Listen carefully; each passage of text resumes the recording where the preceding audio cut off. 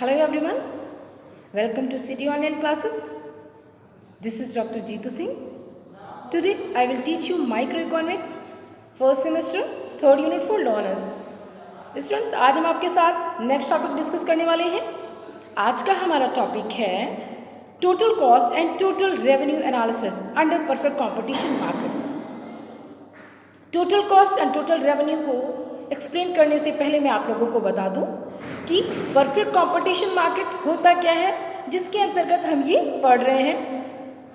तो आपको बता दूं कि परफेक्ट कंपटीशन मार्केट वो मार्केट होता है जिस मार्केट में कंपटीशन के आधार पे प्राइस डिसाइड किया जाता है. मीन्स परफेक्ट कंपटीशन मार्केट वो मार्केट होता है जिस मार्केट में कंपटीशन के बेसिस पे प्राइस डिसाइड किया जाता है. और वो मार्केट कैसा मार्केट होता है? उस मार्केट में होमोजीनियस प्रोडक्ट सेल किया जाता है. होमोजीनियस का मतलब कलर में एक जैसी, क्वालिटी में एक जैसी, शेप में एक जैसी, 1% का भी अंतर ना होना. परफेक्ट कंपटीशन मार्केट में प्राइस भी सारी फर्म एक ही डिसाइड करती है और फर्म की एंट्री और एग्जिट होने पे कोई भी प्रतिबंध नहीं होता है. There are large number of buyers and seller. यहाँ पे परफेक्ट कंपटीशन मार्केट में बड़ी संख्या में विक्रेता होते हैं और बड़ी संख्या में खरीदने वाले होते हैं. आपको बता दूं कि जो परफेक्ट कंपटीशन मार्केट होता है उसमें क्या होता है, जो AR और MR होता है वो हॉरिजॉन्टल होता है. कैसा होता है? सीधी रेखा के रूप में होता है, एक्स एक्सिस के पैरेलल होता है. और इसमें क्या होता है कि इंडस्ट्री और फर्म अलग अलग होती हैं. इंडस्ट्री किसे कहते हैं? फर्मों को मिला देंगे तो इंडस्ट्री हो जाएगी और एक इंडिविजुअल प्रोड्यूसर को हम फर्म कंसीडर करते हैं. तो यहाँ पे परफेक्ट कंपटीशन मार्केट में क्या होता है कि इंडस्ट्री जो प्राइस डिसाइड करती है, फर्म उसी प्राइस को फॉलो करती है.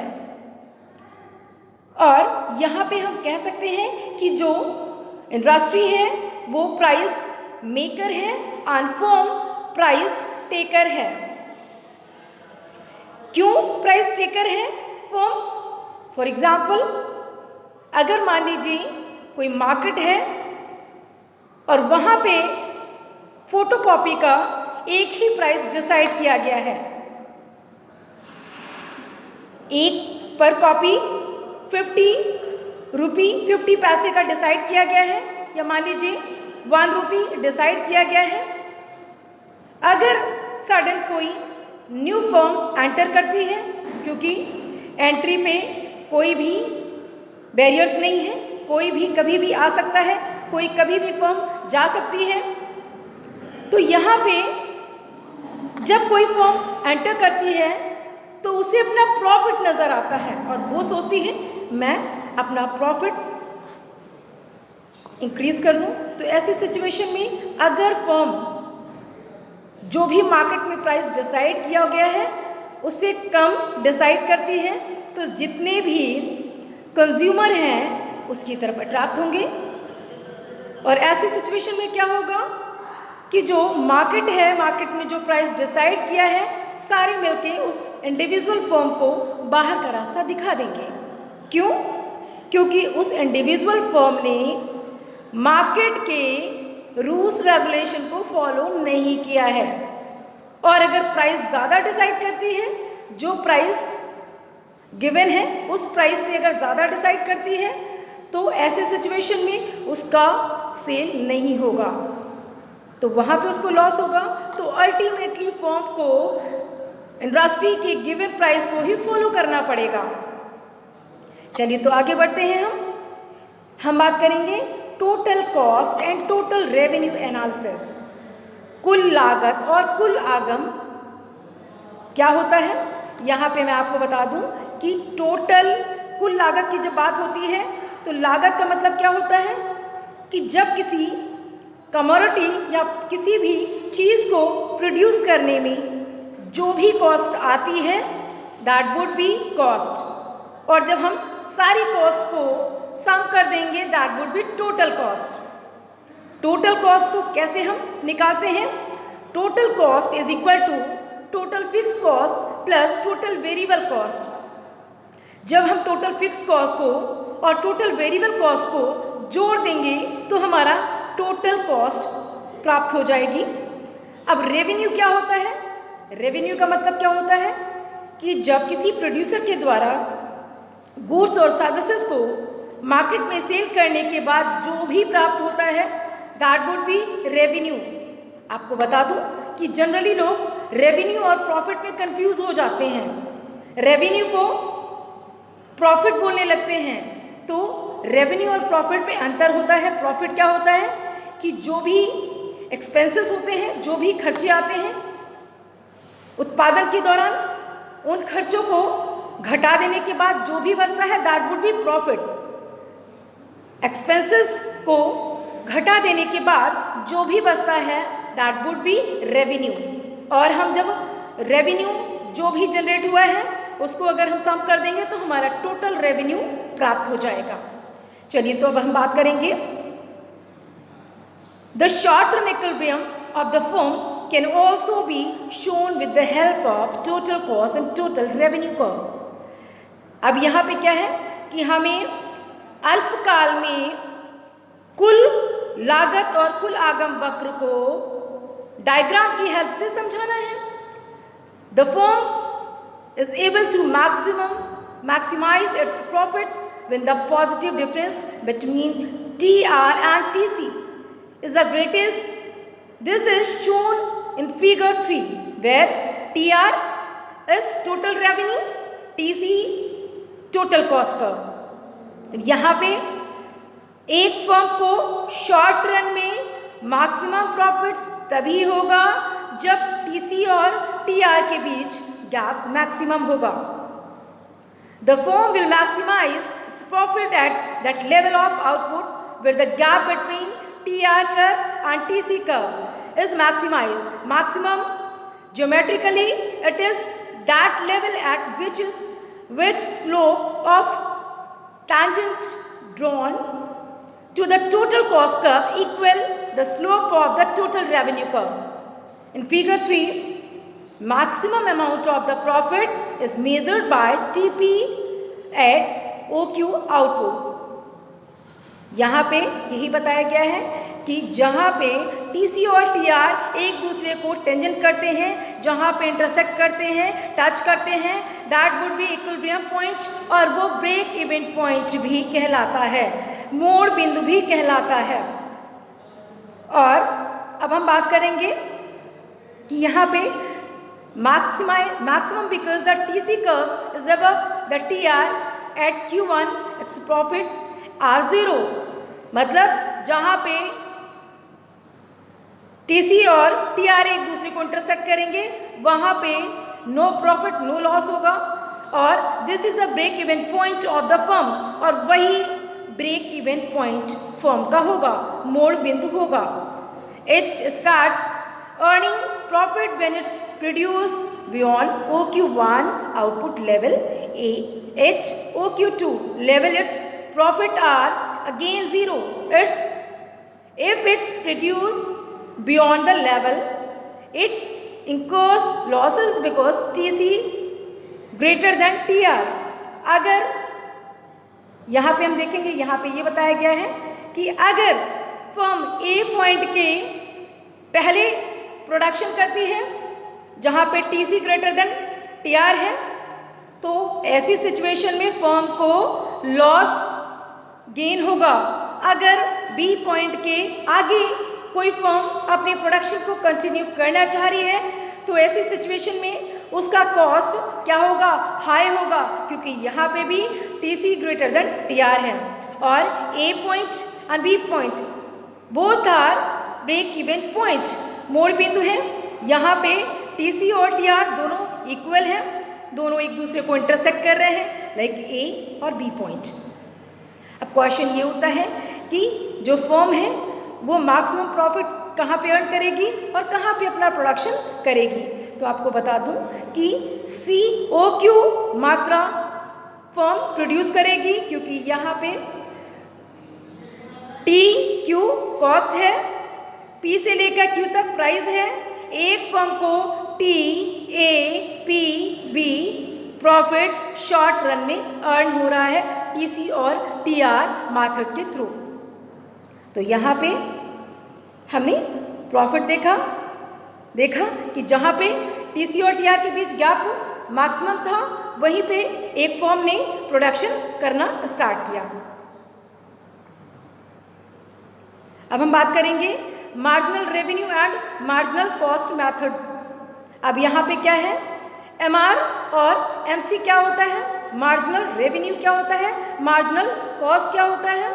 शॉर्ट रन में हम इसे कैसे देखेंगे, अगर बात आती है मार्जिनल रेवेन्यू सीमांत आगम की, तो जब किसी फर्म के द्वारा एडिशनल रेवेन्यू किसी प्रोडक्शन के थ्रू किसी एडिशनल कमोडिटी को सेल करने में जो भी आय प्राप्त होती है, जो भी रेवेन्यू जनरेट होता है, that would B marginal revenue. फिर से एक बार देखेंगे, जब किसी एक फर्म के द्वारा क्या होता है, एडिशनल कमोडिटी को सेल करके जो भी प्राप्त होता है, that would B marginal revenue. Marginal cost क्या होता है, किसी कमोडिटी को या किसी वस्तु को उत्पादित करने में जो भी एडिशनल खर्चा आता है, that would B marginal cost. अब हम देखेंगे कि शॉर्ट रन में एमसी और एमआर कर्व कैसा होता है अंडर परफेक्ट कंपटीशन मार्केट, और एमसी और एमआर में हम देखेंगे कि शॉर्ट रन में प्रोड्यूसर को क्या फ़ायदा हो रहा है। तो यहाँ पे शॉर्ट रन में फर्म को 3 कंडीशंस से होके गुजरना पड़ेगा। कौन कौन सी condition, first abnormal profit, second normal profit, third loss. तब यहाँ पे देखेंगे हम कि जो एबनॉर्मल प्रॉफिट होता है, यहाँ पे क्या होता है, एबनॉर्मल प्रॉफिट मीन्स असामान्य लाभ। असामान्य लाभ कब होगा, और यहाँ पे एमसी और एमआर कर्व कैसे होंगे, तो under perfect competition market MC और एमआर दोनों ही हॉरिजॉन्टल होंगे। क्यों होंगे, सॉरी यहाँ पे हम बात कर रहे हैं एमसी एमआर की नहीं बात कर रहे हैं, यहाँ पे हम एसी और एआर की बात करेंगे। यहाँ पे एसी और एआर परफेक्ट कंपटीशन मार्केट में हॉरिजॉन्टल होते हैं। क्यों एसी और एआर, एक सेकेंड, यहाँ पे हम बात कर रहे हैं कि अंडर परफेक्ट कंपटीशन मार्केट में जो एआर और एमआर कर्व होता है वो कैसा होता है, हॉरिजॉन्टल होता है। क्यों एआर और एमआर हॉरिजॉन्टल होता है, क्योंकि एआर प्राइस को डिसाइड करता है, एमआर क्वांटिटी से रिलेटेड होता है। तो यहाँ पे एआर और एमआर का हॉरिजॉन्टल होने का मतलब ये है कि एक फर्म जो प्राइस डिसाइड करती है वही अन्य फर्में भी फॉलो करती हैं। इट मीन्स पूरी मार्केट में सारी फर्मों के द्वारा एक ही प्राइस को फॉलो किया जाता है, और जब प्राइस एक होता है और प्रोडक्ट कैसा होता है, होमोजीनियस होता है, तो यहाँ पे जो एआर और एमआर है वो हॉरिजॉन्टल होगा। अब एमसी जहाँ पे एमआर को इंटरसेक्ट करता है वहाँ से एक वर्टिकल लाइन ड्रॉ करते हैं, OQ3 क्वांटिटी डिसाइड हो जाती है, और एक हॉरिजॉन्टल लाइन ऑलरेडी ड्रॉ है, वहाँ से प्राइस डिसाइड हो जाती है। यहाँ पे हम देख पा रहे हैं कि C से O तक कॉस्ट है, P से लेकर O तक प्राइस है। एक फर्म को शॉर्ट रन में C, P, ये जो येलो एरिया शेडेड एरिया है वो एरिया प्रॉफिट को दिखा रहा है, और शॉर्ट रन में जब एक फर्म को एबनॉर्मल प्रॉफिट होता है तो कॉस्ट लेस देन, यहाँ पे क्या होता है, जो कॉस्ट होती है वो कम होती है, किसके कंपैरेटिवली, प्राइस के कंपेयर, कॉस्ट जो होती है वो कम होती है। तो जब कॉस्ट कम होगी प्राइस ज़्यादा होगा, तो ऐसे सिचुएशन में फर्म को एबनॉर्मल प्रॉफिट गेन होगा। तो यहाँ पे जो येलो एरिया है, शेडेड एरिया है, वो एबनॉर्मल प्रॉफिट को दिखा रहा है। अब हम बात करेंगे शॉर्ट रन में, यहाँ पे आप देख पा रहे हैं शॉर्ट रन में एक फर्म को क्या गेन होता है, यहाँ पे हम देख लेते हैं। अकॉर्डिंगली पहले शॉर्ट रन में जो आपका नॉर्मल प्रॉफिट है ये क्या गिवन है, according to this condition point where there is maximum difference arises between cost and revenue will be abnormal profit which is shown by yellow area. जैसा कि यहाँ पे मैंने आपको बताया कि जो येलो एरिया है वही प्रॉफिट को दिखा रहा है, क्योंकि यहाँ पे कॉस्ट कम है, प्राइस ज़्यादा है। नेक्स्ट नॉर्मल प्रॉफिट, सामान्य लाभ। सामान्य लाभ क्या होता है, तो आपको बता दूं कि एबनॉर्मल प्रॉफिट जब किसी इंडस्ट्री को या किसी मार्केट में बहुत ज़्यादा प्रॉफिट हो रहा होता है तो न्यू फर्म क्या करती है, वहाँ एंटर कर जाती है। क्यों? क्योंकि वहाँ पे सभी को एबनॉर्मल प्रॉफिट प्राप्त हो रहा है। तो ऐसी सिचुएशन में एक फर्म डिसाइड करती है कि जहाँ पे उसको प्रॉफिट ज़्यादा होगा वो भी एंटर करती है और फर्में भी आके एंटर कर जाती हैं, और इस तरह से मार्केट में जिस जगह ज़्यादा लाभ होता है उस जगह नंबर ऑफ फर्म्स एंटर कर जाती हैं, जिससे आउटपुट ज़्यादा हो जाता है और जो प्रॉफिट का एरिया होता है वो कम हो जाता है। और इस तरह से जो प्रोडक्शन है इतना ज़्यादा मार्केट में हो जाता है कि यहाँ पे नॉर्मल प्रॉफिट की सिचुएशन अपने आप से क्रिएट हो जाती है। तो यहाँ पे हम देखेंगे टीसी, यहाँ पे जो एमसी है वो कैसा है, एसी कैसा है, यू शेप का है, एआर और एमआर कैसा है, हॉरिजॉन्टल है। क्यों है? क्योंकि यहाँ पे जो एक फर्म या एक इंडस्ट्री जो प्राइस डिसाइड करती है, सारी फर्में एक ही प्राइस फॉलो करती हैं। मीन्स यहाँ पे इस मार्केट में प्राइस एक ही डिसाइड किया जाता है, दैट्स वाई यहाँ पे एमआर और एआर हॉरिजॉन्टल होगा। अब नॉर्मल प्रॉफिट क्यों है? क्योंकि मार्केट में अब नॉर्मल प्रॉफिट गेन हो रहा था तो और नंबर ऑफ फर्म्स एंटर कर जाती हैं, जिसकी वजह से आउटपुट ज़्यादा हो जाता है, सामान्य लाभ की कंडीशन तक आ जाता है। जितनी डिमांड होती है उतनी ही सप्लाई, यहाँ पे नो प्रॉफिट नो लॉस की सिचुएशन जनरेट हो जाती है।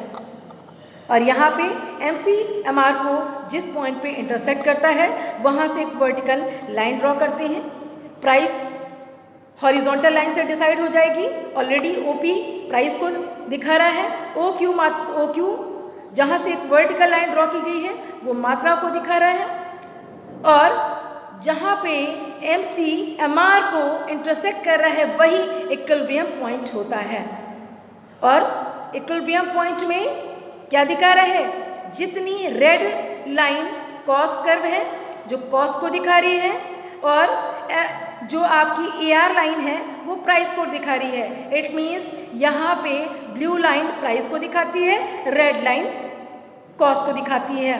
तो यहाँ पे जितनी कॉस्ट है प्राइस भी उतना ही है। तो इस सिचुएशन में जबकि cost is equal to price होगा, that would be normal profit, सामान्य लाभ की स्थिति होगी।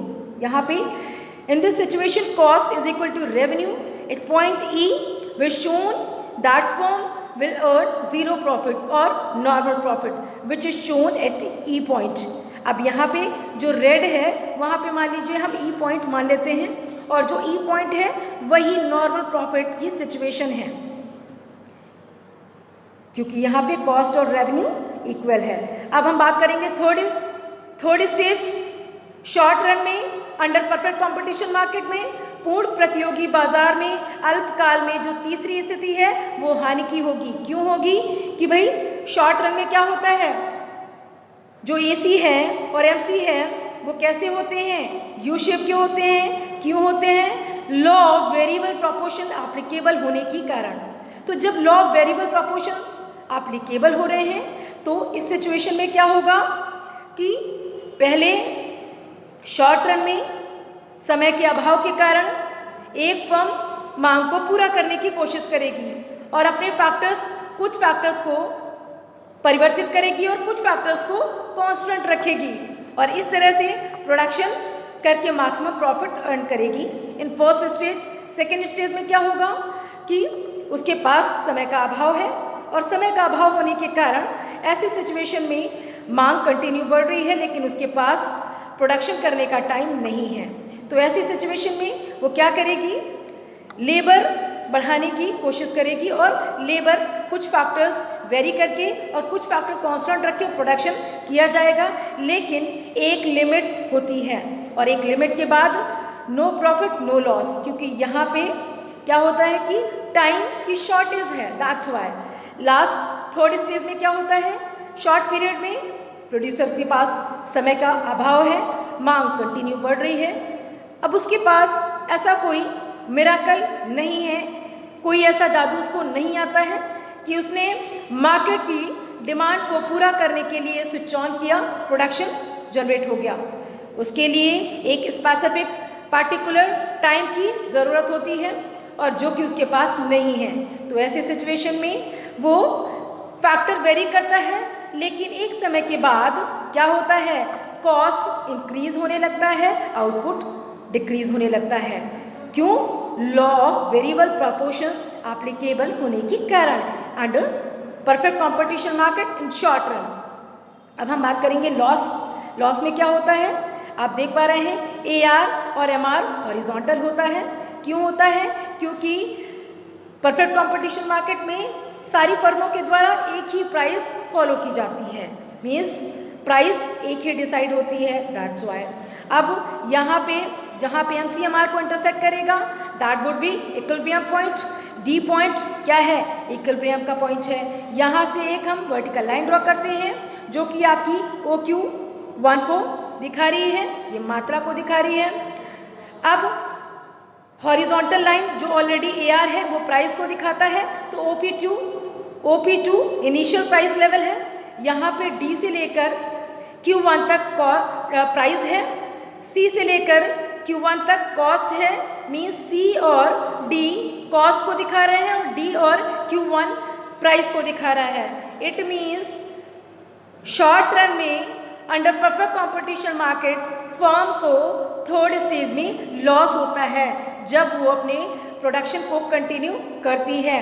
तो आप देखेंगे D, P2, P1, C yellow shaded area loss को दिखा रहा है।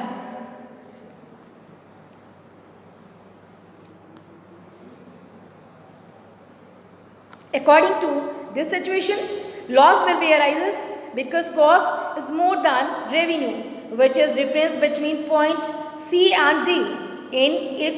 It is highlighted in diagram. जैसा कि मैंने आपको बताया है कि जो येलो एरिया है, जो हाईलाइटेड एरिया है, that would be loss. Next, in long run, दीर्घकाल में परफेक्ट कंपटीशन मार्केट में फर्म का संतुलन। तो अब अगर हम बात करें दीर्घकाल में, तो लॉन्ग पीरियड का मतलब क्या होता है? 10 years, 5 years, more than 20 years। It means producer के पास समय ही समय है। और लॉन्ग पीरियड में क्या होता है? लॉन्ग पीरियड में जब प्रोड्यूसर्स के पास समय पर्याप्त होता है तो ऐसी सिचुएशन में producer according to demand supply को करने की कोशिश करती है। और यहाँ पे हम देखेंगे जो MR और AR है वो हॉरिजॉन्टल है। क्यों होता है? ऑलरेडी मैंने बताया है, AR इसलिए हॉरिजॉन्टल होता है क्योंकि सारी फर्मों के द्वारा प्राइस एक डिसाइड की जाती है और जहाँ पे MCMR को इंटरसेक्ट करेगा वहाँ से एक वर्टिकल लाइन ड्रॉ की जाएगी। इक्विलिब्रियम पॉइंट होगा जहाँ पे MCMR को इंटरसेक्ट करेगा। जहाँ पे वर्टिकल लाइन ड्रॉ की गई है वो क्वांटिटी डिसाइड करेगी और हॉरिजॉन्टल लाइन प्राइस को डिसाइड करती है। अब यहाँ पे हम देखेंगे रेड AC कर्व है और ग्रीन MC कर्व है और इस तरह से जो AC कर्व है वो दिखा रहा है कि यहाँ पे AC ब्लू लाइन प्राइस को दिखा रही है। तो जितना यहाँ पे प्राइस है उतना ही कॉस्ट है, क्योंकि ब्लू लाइन प्राइस को दिखाती है, रेड लाइन कॉस्ट को दिखा रही है और दोनों एक दूसरे को एक पॉइंट पे इंटरसेक्ट करते हैं। तो यहाँ पे price is equal to cost या revenue is equal to cost. तो लॉन्ग रन में फर्म को नॉर्मल प्रॉफिट गेन होगा। क्यों? क्योंकि उसे पता है कि मार्केट में 10 लोगों के द्वारा उसके कमोडिटी की डिमांड की जा रही है, तो वो एक्सेस नहीं बनाएगी, क्योंकि एक्सेस अगर बनाती है तो उसे लॉस होगा। तो ऐसे सिचुएशन में उसे नॉर्मल प्रॉफिट गेन होगा। अब नॉर्मल प्रॉफिट ही क्यों गेन होगा? क्योंकि उसके पास समय का कोई अभाव नहीं है, तो वो एबनॉर्मल प्रॉफिट भी गेन कर सकती है। लेकिन परफेक्ट कंपटीशन मार्केट में लॉन्ग रन में नॉर्मल प्रॉफिट ही गेन होता है। इसका मेन रीज़न ये है कि अंडर परफेक्ट कंपटीशन मार्केट केवल होमोजीनियस प्रोडक्ट ही सेल किया जाता है। मीन्स जितनी भी मार्केट में फर्में अपना कमोडिटी सेल करती हैं, सारी की सारी होमोजीनियस प्रोडक्ट ही सेल करती हैं। दैट्स वाई इस सिचुएशन में किसी भी फर्म को एक्सेस प्रॉफिट नहीं मिलता है, और ऐसी सिचुएशन में हर फर्म को no profit no loss, it means normal profit gain होता है। जैसा कि during long run firm will have to bear only normal profit because in order to survive for a long time period, firm will have to be on zero profit or normal profit. Loss cannot be faced by firm for long time, whereas abnormal profit cannot be earned because of homogeneous product, जो कि मैंने आपको अभी already बताया है कि homogeneous product produce करने के कारण किसी भी फर्म को abnormal प्रॉफिट गेन नहीं होता है in long run under perfect competition market. Students, ये इस टॉपिक की असाइनमेंट है, इन्हें कंप्लीट करना है। पहला question, write the TC and TR method under perfect competition market.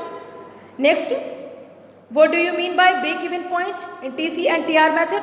Third, write the conditions of abnormal profit of firm under perfect competition market, and write the conditions of normal profit firm under perfect competition market, and next 5 questions, write the conditions of loss firm under perfect competition market.